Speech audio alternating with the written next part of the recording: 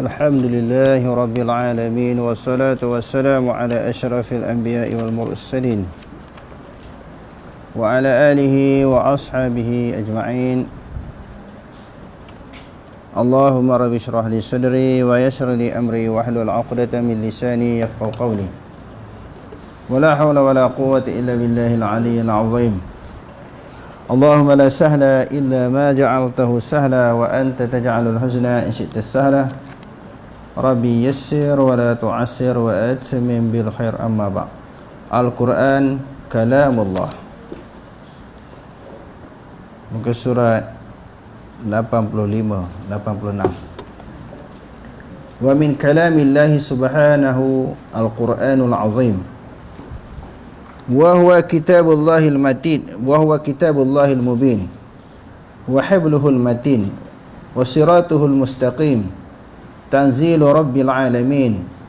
Nazala bihi Ruhul Amin ala qalbi Sayyidil Mursalin bilisani Arabiyyin mubin munazzalun ghairu makhluqin.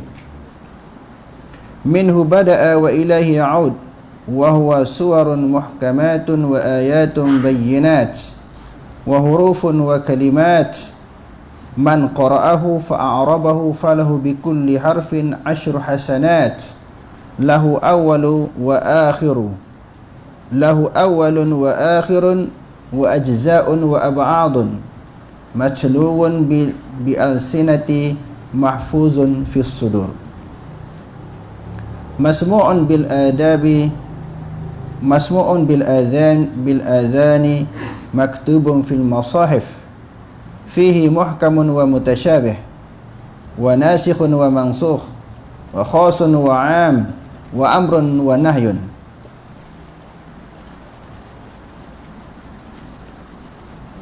Termasuk di dalam kalam Allah Subhanahu wa taala adalah Al-Quran. Termasuk daripada kalam ataupun percakapan Allah Taala adalah Quran, selain daripada Taurat, Injil dan Zabur. Ia adalah kitab yang jelas, bayinat.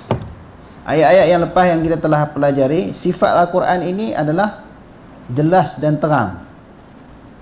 Syahrul Ramadan alladhi unzila fihi al-Quran hudan linnas wa bayyinatin minal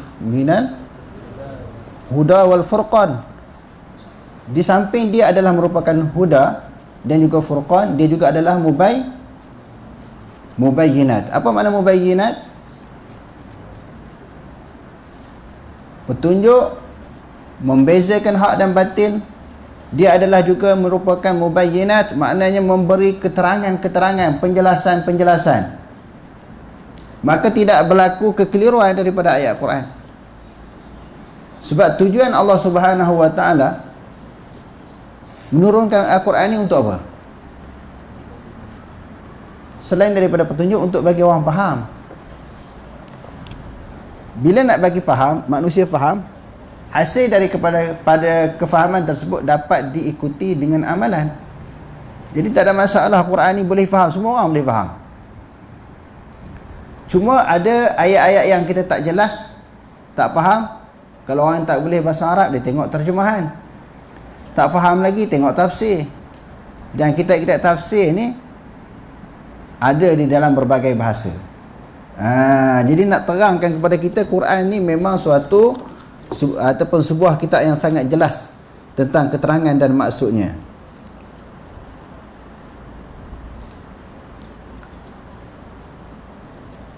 Ia adalah kitab yang jelas, tali yang utuh. Siapa-siapa yang berpegang kepada Quran ni, dia telah berpegang kepada suatu simpulan yang tali yang sangat kuat. Dan janganlah dan jalan yang lurus. Jalan yang lurus. Sebab itu jalan Nabi dikatakan jalan yang lurus kerana apa?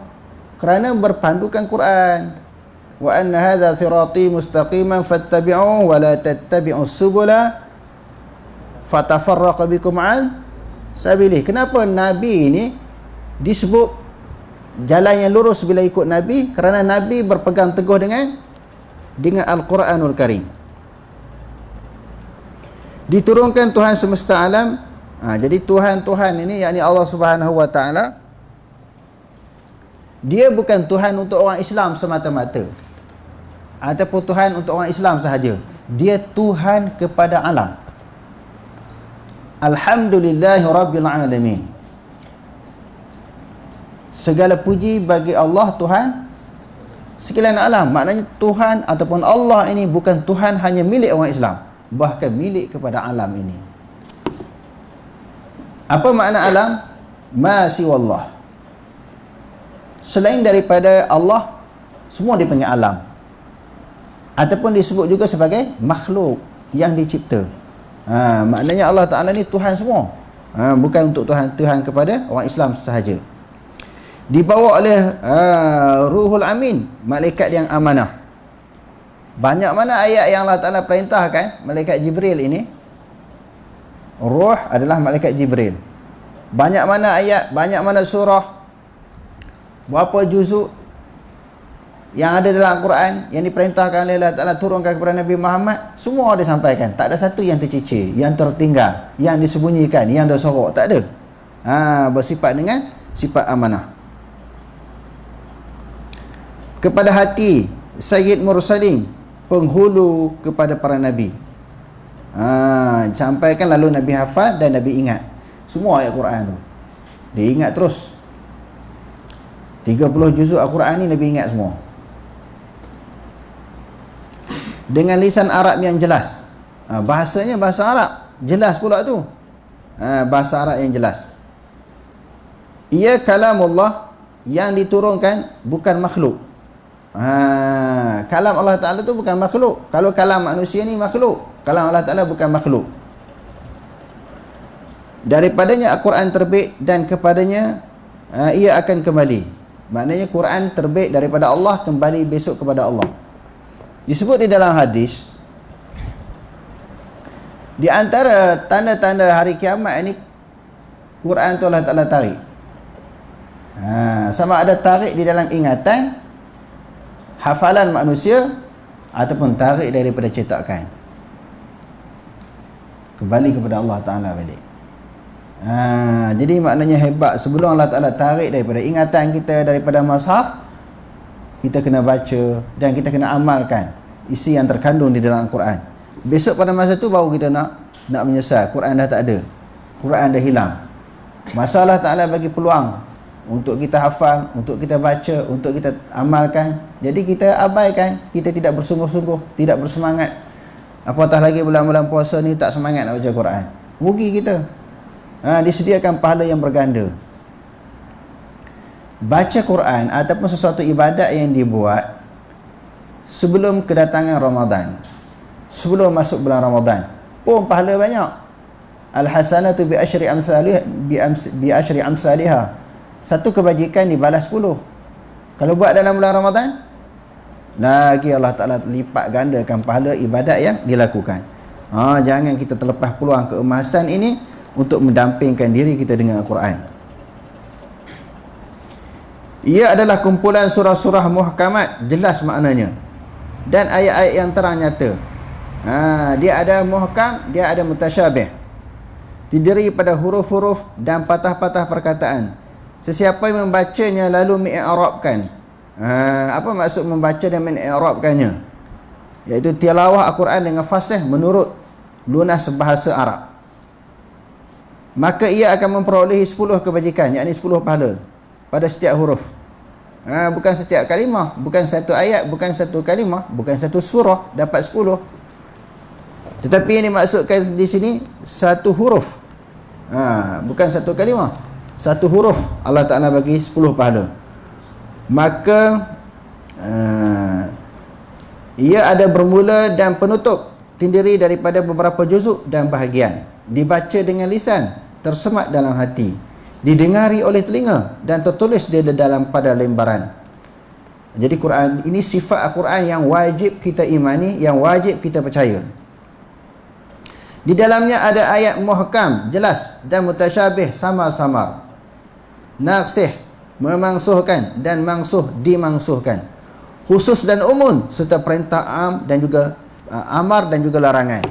Dia ada ayat berkaitan dengan umum, arahan umum, dia ada khusus, dia ada arahan dan juga ada tegahan di dalam Al-Quran. Contoh ayat arahan apa dia? Cuba bagi sikit beberapa ayat yang merupakan perintah Allah dalam Quran. Ni ramai tak hafiz Itu larangan, suruhan.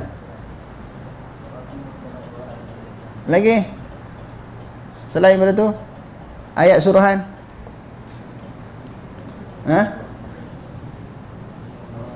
Wasjud waqtarib. Sujud dan hampirkanlah dirimu kepada Allah. Lagi ayat suruhan kan banyak Kutiba alaikum siyam, suruhan. Okey. Yang seterusnya ayat yang berbentuk larangan. Apa dia? Apa yang Allah Ta'ala larang dalam Quran? Lagi?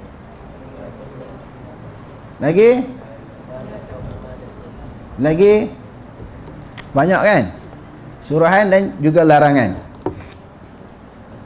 Allah berfirman, yang tidak dapat didatangi sebarang kepalsuan daripada mana-mana arah dan seginya. La ya'tihil batil min baini yadayhi wala min khalfihi tanzilum min hakimin hamid. Quran itu sifat dia tidak ada kebatilan. Tak boleh didatangkan daripada mana-mana arah, mana-mana juzuk untuk membuktikan kepalsuan Al-Quran. Tak boleh. Awal-awal lagi dah Allah Ta'ala sebut la raiba fih hudan lil muttaqin. Kalau ada mana-mana individu, mana-mana orang, mana-mana pihak cuba nak memasukkan Al-Quran, nak menokok tambah dan Al-Quran, nak mengurangkan Al-Quran, mesti Allah Subhanahu Wa Ta'ala akan jelmakan, zahirkan orang yang dapat kena pasti di mana salah. Orang kafir, musuh-musuh Islam, khususnya daripada Yahudi dan Nasrani, memanglah berusaha, bergemeling tenaga, berfikir, innahu fakkara wa qaddar, sentiasa merancang, wa yamkuruna wa yamkurullah.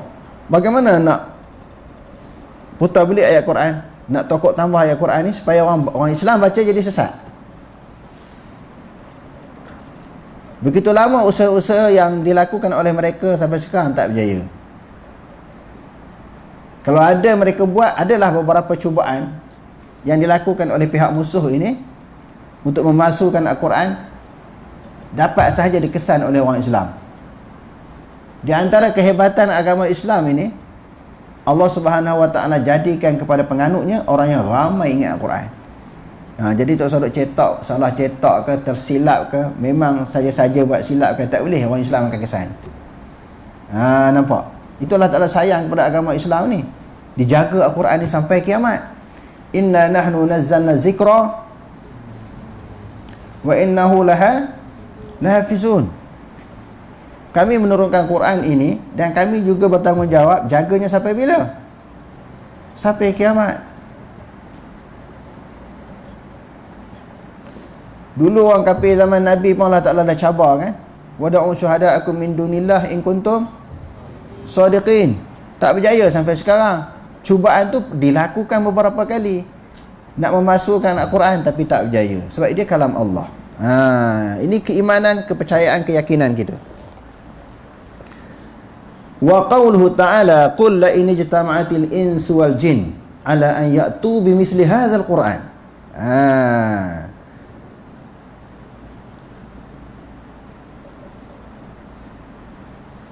Dia kata sesungguhnya jika sekalian manusia dan jin berhimpun untuk tujuan hendak membuat dan mendatangkan sebanding dengan Al-Quran, dengan Al-Quran ini, mereka tidak akan dapat membuat dan mendatangkan yang sebanding dengannya, walaupun mereka membantu sesama sendiri. Sama ada secara orang keseorangan ataupun berkumpulan, berjemaah, tak boleh nak buat. Ini jaminan daripada Allah. Wa huwa hadzal kitabul arabiyyul ladzi qala fihi alladhina kafaru lan nu'mina bihadzal Qur'an. Wa qala ba'duhum inna hadza illa qaulul bashar. Faqala Allah Subhanahu wa ta'ala sa'uslihi saqar. Dan Al-Quran ini kitab bahasa Arab yang dikatakan orang-orang kafir. Quran ini bahasa Arab. Orang kafir anggap apa Quran ini? Kami tidak akan beriman sama sekali kepada Al-Quran. Dia tak nak beriman, kerah hati, kerah kepala, degil. Ada juga yang berkata ini tidak lain hanyalah kata-kata rekaan manusia.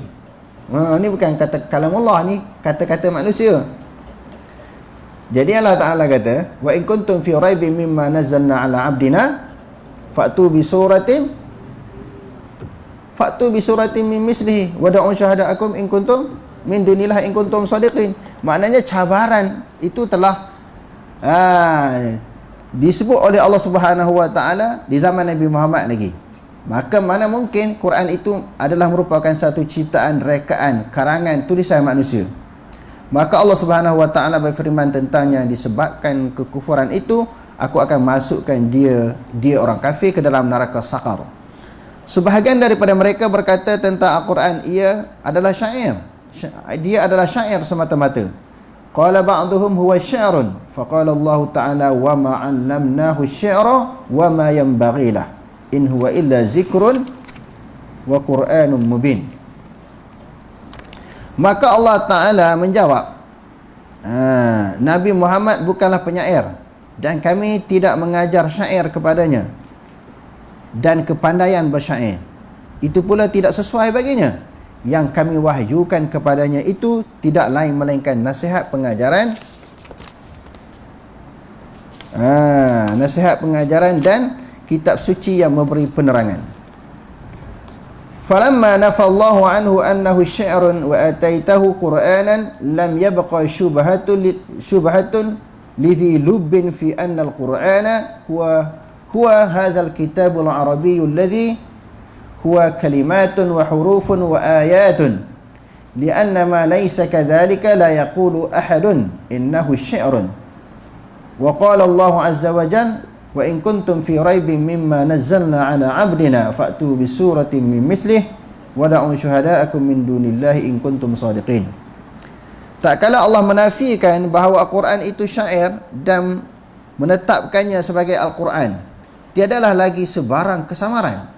Tak ada ragu-ragu, tak ada samar-samar Al-Quran ini. Jelas daripada Allah.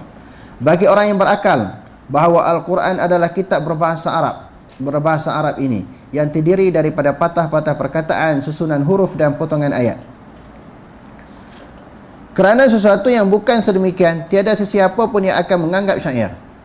Allah berfirman, dan kalau kamu ada menaruh syak tentang apa yang kami turunkan kepada hamba kami, maka cubalah buat dan datangkan satu surah yang sebanding dengan Al-Quran, dan panggillah orang-orang yang kamu percaya boleh menolong kamu selain Allah. Kalau ragu, syak, was-was terhadap Al-Quran, itu adalah merupakan kalamullah. Kalau ada andaian kata Quran itu manusia buat, tulisan Nabi Muhammad tulis, Nabi Muhammad reka. Jadi kalau Nabi Muhammad boleh tulis Al-Quran, boleh buat Al-Quran, kamu boleh tak? Kamu manusia yang lain pun boleh juga. Kalau tak boleh seorang, panggil geng-geng kamu. Maknanya kamu panggil kumpulan kamu, geng kamu, puak kamu untuk buat satu surah. Dalam Al-Quran ada berapa surah? Allah Ta'ala nak berapa surah? Satu je. Tak usah buat 114 surah. Buat satu je. Jadi cabaran daripada Allah Subhanahu wa taala ini, orang kafir sahut tak? Tak sahut sampai sekarang. Jadi apa hikmahnya Allah Subhanahu wa taala menjadikan Nabi sallallahu alaihi wasallam semasa dia kecil, dia tidak boleh membaca, tidak boleh menulis. Hikmahnya nak bagi tahu bahawa Muhammad ni memang nak kata dia tulis macam mana. Dia membaca pun tak boleh, tulis pun tak boleh. Jadi ini satu hikmah yang besar untuk menafikan dakwaan orang kafir bahawa Nabi Muhammad tulis Al-Quran. Tetapi setelah Allah Subhanahu wa taala menurunkan Al-Quran, Nabi boleh baca tak? Nabi boleh tulis tak?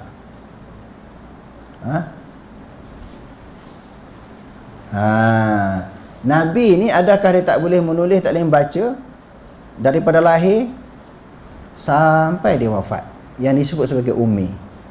Ataupun Nabi setelah diturunkan Quran dia boleh baca, boleh tulis? Yang mana satu yang betul? Kamu pegang macam mana? Nabi ni sampai bila-bila ke tak boleh tulis? Sampai dia meninggal ke? Sampai dia wafat ke?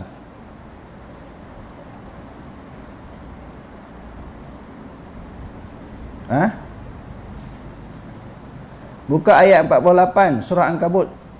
Apa ayat? Buka Quran sekarang. Ayat 48 surah Ankabut. Macam mana ni Hafiz ni tak ingat?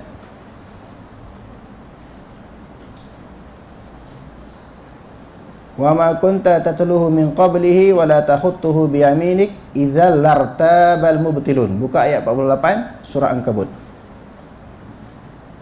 Jumpalah.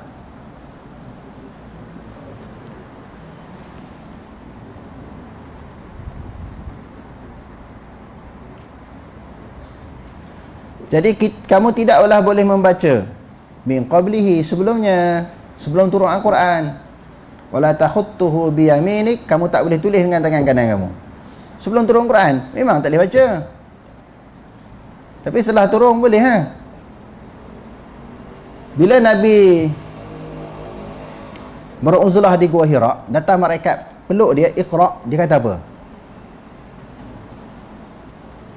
Iqra 3 kali. Faghattahu fa'arsalahu. Faghattahu thaniyah fa'arsalahu. 3 kali malaikat Jibril peluk dia, baca oleh wahai Muhammad. Nabi kata apa?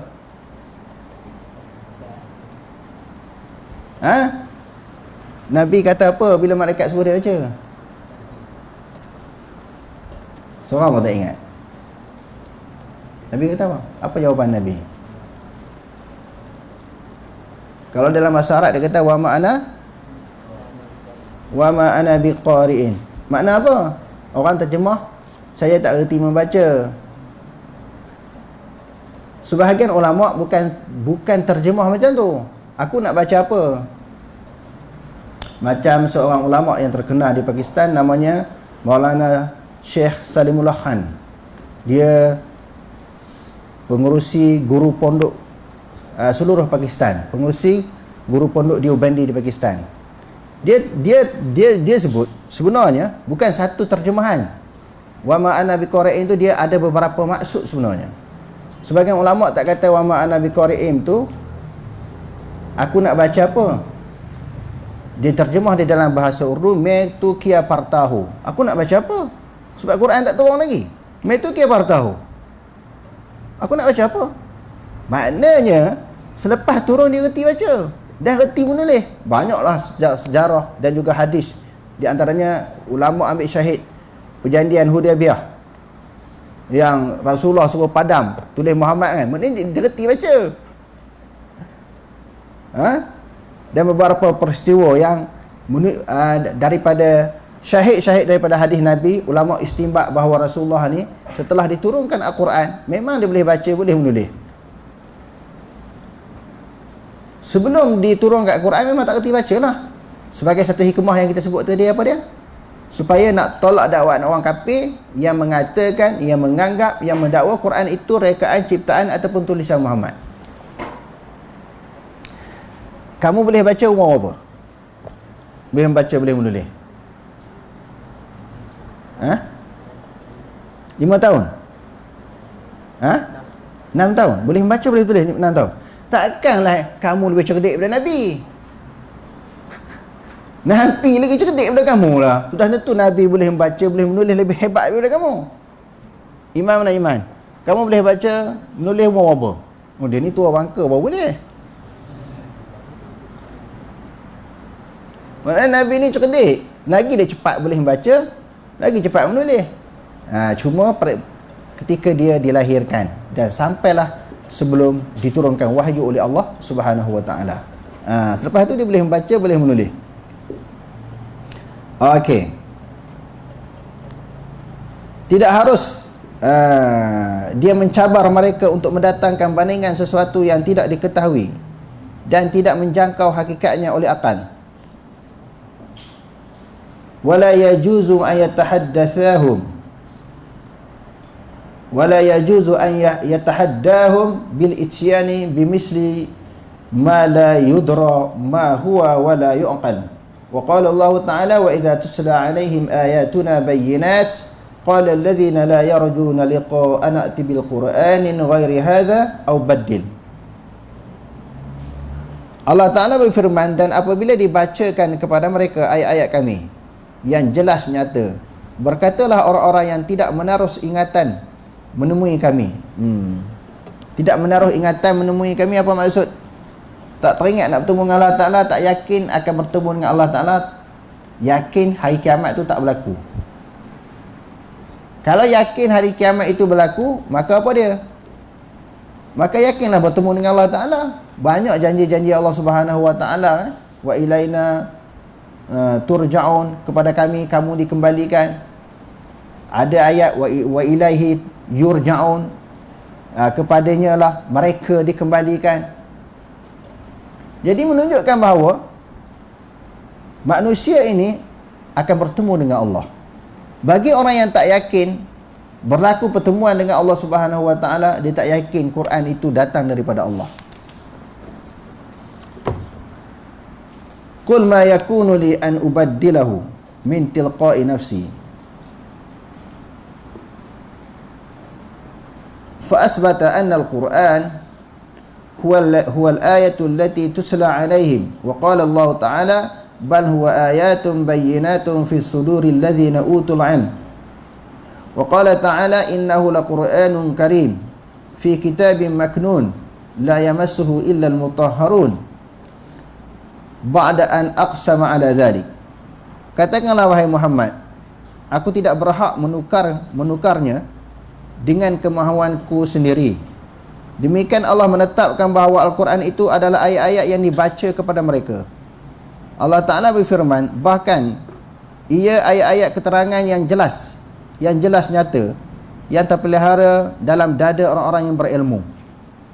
Maka sifat orang berilmu ni dia hafal Al-Quran, dia ingat Al-Quran. Sebab itu mula-mula datang sini kita bagi hafal Quran. Kadang-kadang orang kata Quran ni apa? Untuk apa hafal Quran?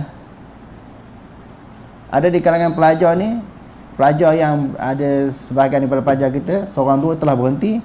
Bila datang ni kita suruh hafal Quran dulu, kita i'rab, dia terus nak mengaji tafsir. Sebenarnya disiplin ilmu tak betul lah.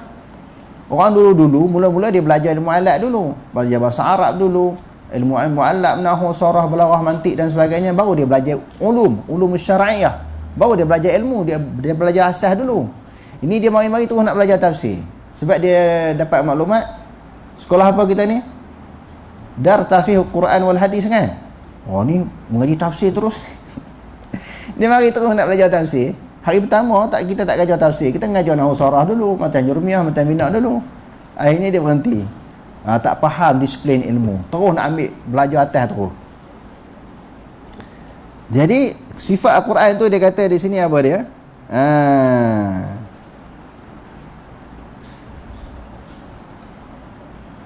Jelas.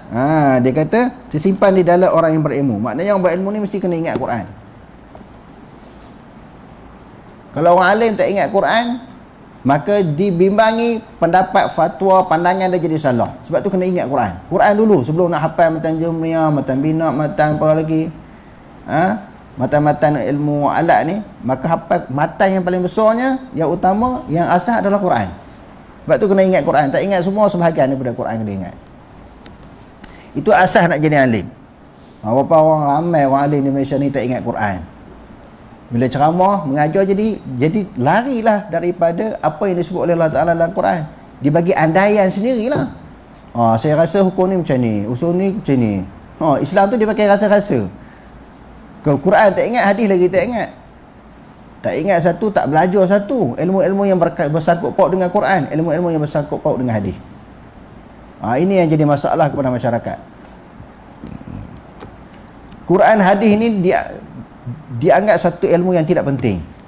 Yang pentingnya apa? Apa belajar ilmu alat sampai ke mati pun. Sampai ketua belajar ilmu alat, Quran hadis tak faham. Sikit-sikit ilmu alat, Alat tu asas. Contohnya kita nak buat rumah. Alat buat rumah apa dia? Buat sekolah, buat bangunan, apa alatnya? Sebut kamu satu alat nak buat rumah. Paku lagi, simen lagi, atap. Buat rumah bukan nak duduk atas atap pun. Kita nak nak memiliki sebuah rumah, dia ada atap, paku, lantai, tiang, dinding dan sebagainya. Ini orang yang duduk alat ni, rumah dia tak siap sampai sudah. Sikit-sikit alat tu peringkat asas. Quran hadis tak faham, dia duduk tekan tangan alat. Alat tu peringkat asas. Kemuncak kepada ilmu alat ni nak faham Quran hadis. Tapi Quran tu kena ingat lah. Kena hafal. Allah Ta'ala berfirman, Kaf ha ya ain sad, Hamim ain sin qaf, waftataha 29 suratan bil hurufil muqatta'ah. Allah Ta'ala membukakan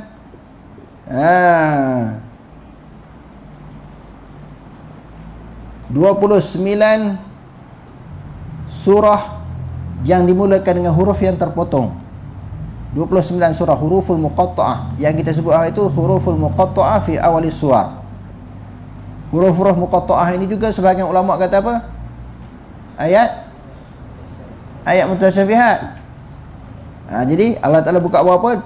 Dibuka surah 29 surah dengan huruf muqatta'ah. Wa qala an-nabi sallallahu alaihi wasallam, Man qara'al Qur'ana fa'arabahu falahu bikulli harfin minhu 10 hasanatin, wa man qara'ahu wa lahana fihi falahu bikulli harfin hasanatun.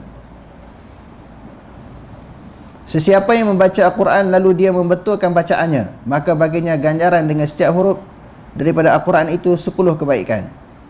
Manakala sesiapa yang membacanya dengan lahan, kesalahan i'rab, maknanya tidak fasih, bukan dia baca tu sambil i'rab, itu bagi orang belajar bahasa Arab, dia boleh i'rab lah, baca dengan lahjah Arab dengan baik, maka ganjaran baginya pada setiap huruf itu 1 kebaikan.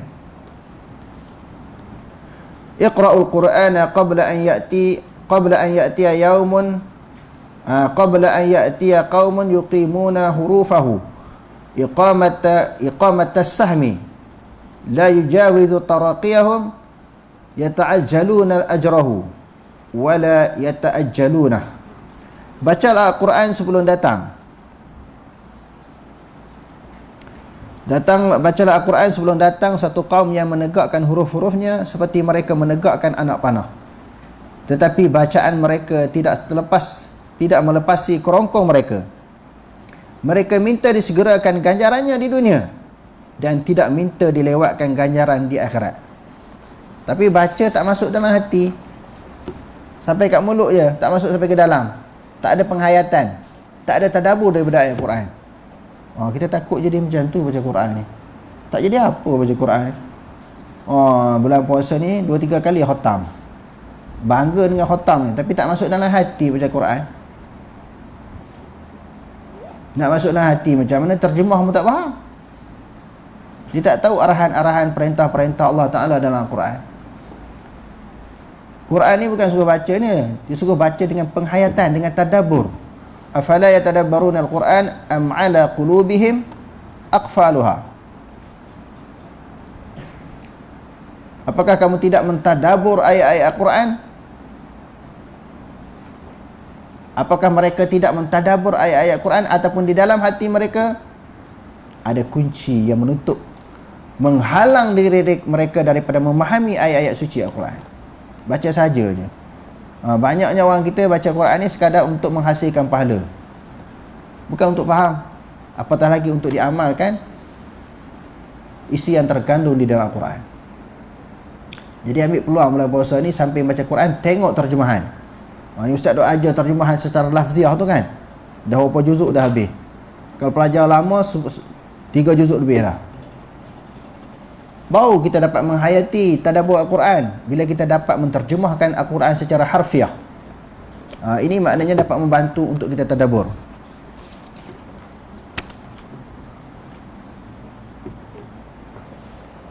Wallahu a'lam. Aqulu qawli hadza wastaghfirullah al-azim li wa lakum. Wassalamu alaikum warahmatullahi taala wabarakatuh.